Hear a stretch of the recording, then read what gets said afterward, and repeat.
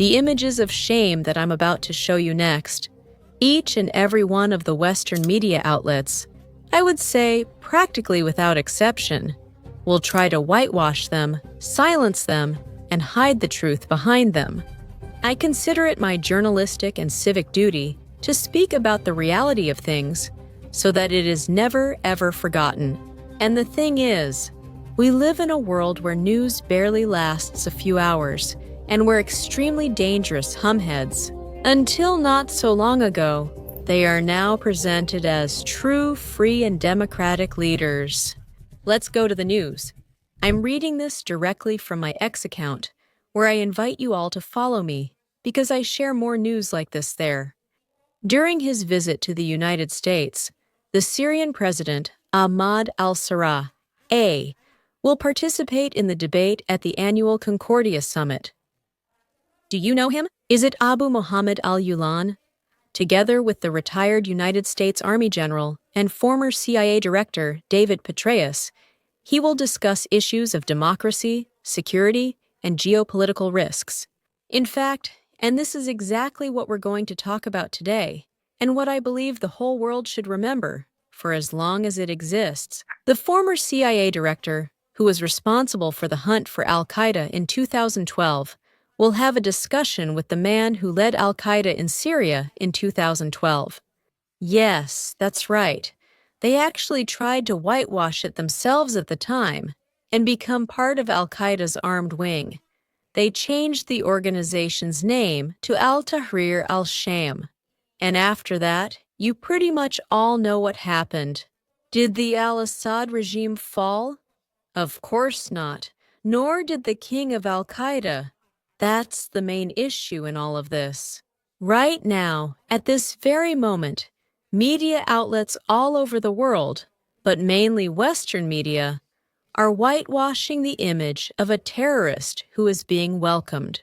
On one hand, in the United States, where Al-Qaeda, the group he belonged to and likely still does, really is.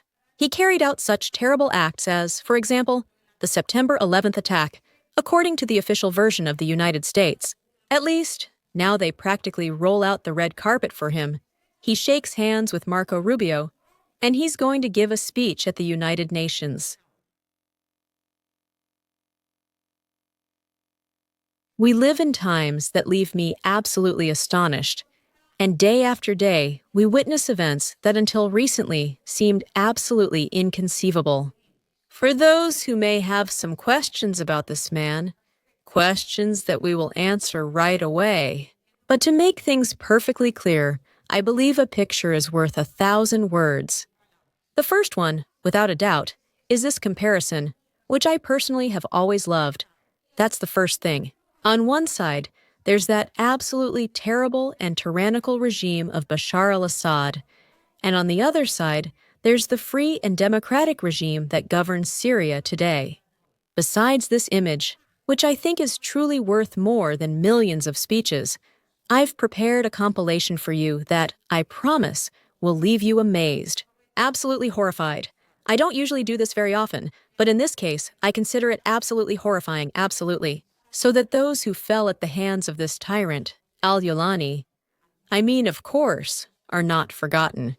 On my Telegram channel, because I can't show these images here, you have a compilation of what this man and others who still follow him to this day have been doing in Syria. All kinds of extrajudicial executions. Of course, I've gathered a few facts for you so you can get an idea of who is going to deliver a speech at the United Nations in front of the whole world, as if he were truly a respectable man. Yes, I'm aware. For those of you who try to sell me the idea that we live in a world where the vast majority of countries base their prison systems on rehabilitation, do we believe that human beings can become better people? Once again, I'm inviting you to join my Telegram channel and nominate for yourselves. To what extent could these particular human beings, I'm not even saying, become better people or not? Do they deserve to be considered as such or not? Because I believe that being called a human being is a title that is too high for some of them. For the tyrannical and the barbaric ones they are, I wouldn't even compare them to any animal, because none of them deserve it. You'll have to excuse the tone of my remarks, but I truly believe it's absolutely necessary, especially in times like the ones we're going through right now, because the vast majority of the media live from day to day. They practically have no kind of, not even historical memory. They don't even look at what's causing the bleeding. One day something happens and, no matter how unfortunate it is, the next day it can be forgotten. And yes, indeed, sometimes people change and sometimes actions should be left in the past. But are we really talking about one of these cases? Because after coming to power, and there too, on Telegram, I have prepared images of this style of this man for you. His government already perpetrated real massacres in Syria, and the group that has suffered the most at his hands, without a doubt, has been the Christians. There are other groups, of course. No one is safe in today's Syria, no matter how much in the West they try to make us believe otherwise. And what seems even more dangerous to me is how far people are willing to swallow anything, because the same people who watch television and are horrified by the images of September 11th, the same ones who stay, believe the official version offered, of course, by the same absolutely infamous Western media. Suddenly, one day, they turn on the news and see the democratic al-Julani, now turned into the legitimate president of Syria, and hardly any questions come to their minds. Don't they wonder how it can be that Marco Rubio, supposedly one of the most important politicians in the United States, shakes hands with someone like that? I don't even know what to call him. What word do we use for this person, for such a monstrous thing?